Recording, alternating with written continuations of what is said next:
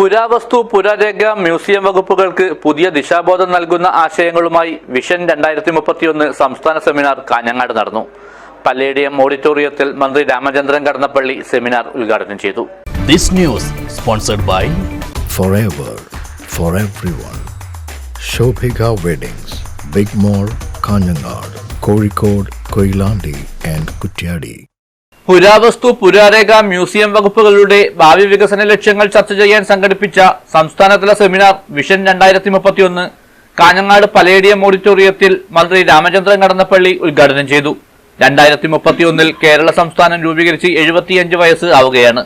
പുരാവസ്തു പുരാരേഖ മ്യൂസിയം വകുപ്പിന്റെ മുന്നോട്ടുപോക്കിൽ ആവശ്യമായ നിർദ്ദേശങ്ങൾ സമർപ്പിക്കുന്നതിനാണ് സെമിനാർ സംഘടിപ്പിച്ചതെന്ന് മന്ത്രി പറഞ്ഞു.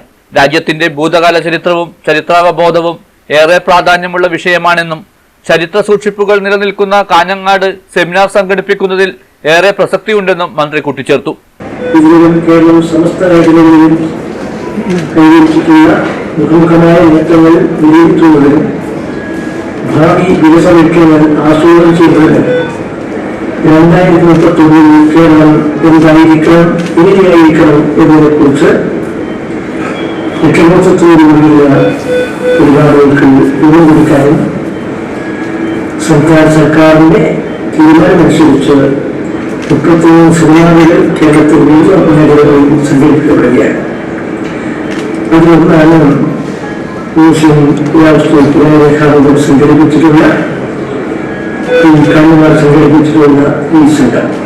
ചരിത്ര പ്രാധാന്യമുള്ള കോട്ടകളും ശിലാലിഖിതങ്ങളും സാംസ്കാരിക വൈവിധ്യങ്ങളും നിറഞ്ഞ കാസർഗോഡ് ജില്ലയിൽ പുരാവസ്തു പുരാരേഖ മ്യൂസിയം വകുപ്പിന്റെ വിഷൻ 2031 സെമിനാർ സംഘടിപ്പിച്ചത് ഏറ്റവും മികച്ച തീരുമാനമാണ് എന്ന് ഇ ചന്ദ്രശേഖരൻ MLA പറഞ്ഞു.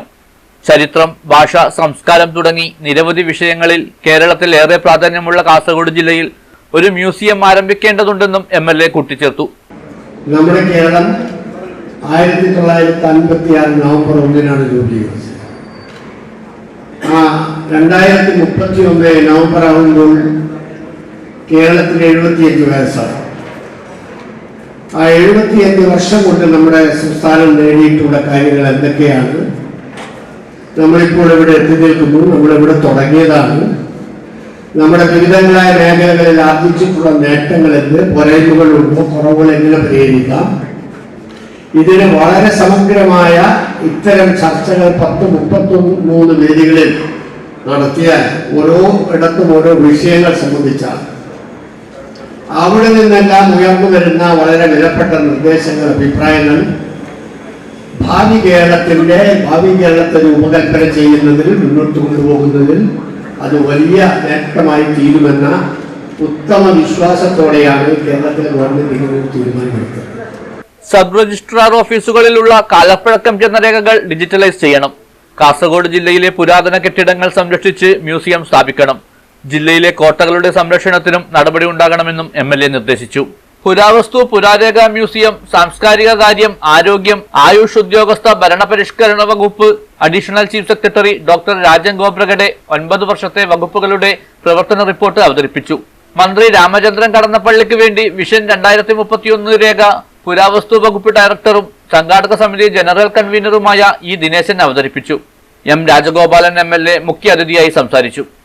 ചടങ്ങിൽ ജില്ലാ പഞ്ചായത്ത് പ്രസിഡന്റ് P ബേബി ബാലകൃഷ്ണൻ വിശിഷ്ടാതിഥിയായി പങ്കെടുത്തു. ജില്ലാ കലക്ടർ K ഇമ്പശേഖർ, കാഞ്ഞങ്ങാട് നഗരസഭ അധ്യക്ഷ K സുജാത എന്നിവർ വിശിഷ്ട സാന്നിധ്യമായി. Kanhangad block panchayat president MK Vijayan, Ajanur ഗ്രാമപഞ്ചായത്ത് പ്രസിഡന്റ് T ശോഭ, പുരാരേഖ വകുപ്പ് ഡയറക്ടർ S പാർവതി, മ്യൂസിയം വകുപ്പ് ഡയറക്ടർ എന്നിവർ സംസാരിച്ചു. ചടങ്ങിൽ പുരാവസ്തു വകുപ്പ് ഡയറക്ടർ ഇ ദിനേശൻ സ്വാഗതവും മ്യൂസിയം മൃഗശാല വകുപ്പ് ഡയറക്ടർ PS മഞ്ജുളാദേവി നന്ദിയും പറഞ്ഞു.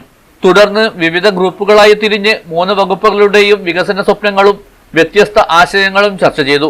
പ്രധാന ആശയങ്ങളും അവതരിപ്പിച്ചു. News bureau, Kanhangad.